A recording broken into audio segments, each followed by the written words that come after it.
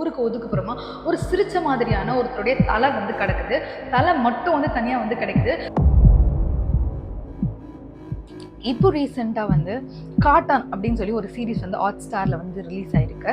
So இந்த சீரிஸோட கதை வந்து எப்படி ஸ்டார்ட் ஆகுதுன்னு சொன்னால், ரொம்ப வருஷமாக கேஸே இல்லாத ஒரு போலீஸ் ஸ்டேஷன், அந்த போலீஸ் ஸ்டேஷனில் வந்து மூடலாம் அப்படின்ற அளவுக்கு வந்து போயிட்டாங்க. ஸோ அந்த நிலைமையில ஊருக்கு ஒதுக்குப்புறமா ஒரு சிரிச்ச மாதிரியான ஒருத்தருடைய தலை வந்து கிடக்குது.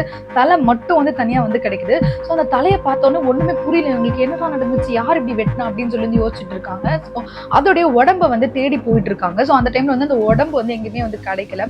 ஸோ அதனால இந்த தலைக்கு சொந்தக்காரரோட இந்த உடம்பை, இந்த தலை வந்து யாருக்கு சொந்தக்காரராக இருக்க முடியும், ஸோ இந்த கொலையை பண்ணது வந்து யார் என்ன ஏதுன்றதை சுற்றி வந்து இந்த கதை வந்து ஸ்டார்ட் ஆகுது. ரொம்ப வருஷமா கேஸே இல்லாத அந்த போலீஸ் ஸ்டேஷனுக்கு இந்த தலை வந்து ஒரு கேஸாக வந்து வருது. ஸோ அதனால எல்லா போலீஸும் வந்து இந்த தலையை பற்றின கதையை வந்து தேட ஆரம்பிக்கிறாங்க. ஸோ அப்படி தேடி போகும்போது அந்த தலைக்கு சொந்தக்காரனை பற்றி நிறைய டிஃப்ரெண்டான விஷயத்தை வந்து கண்டுபிடிக்கிறாங்க.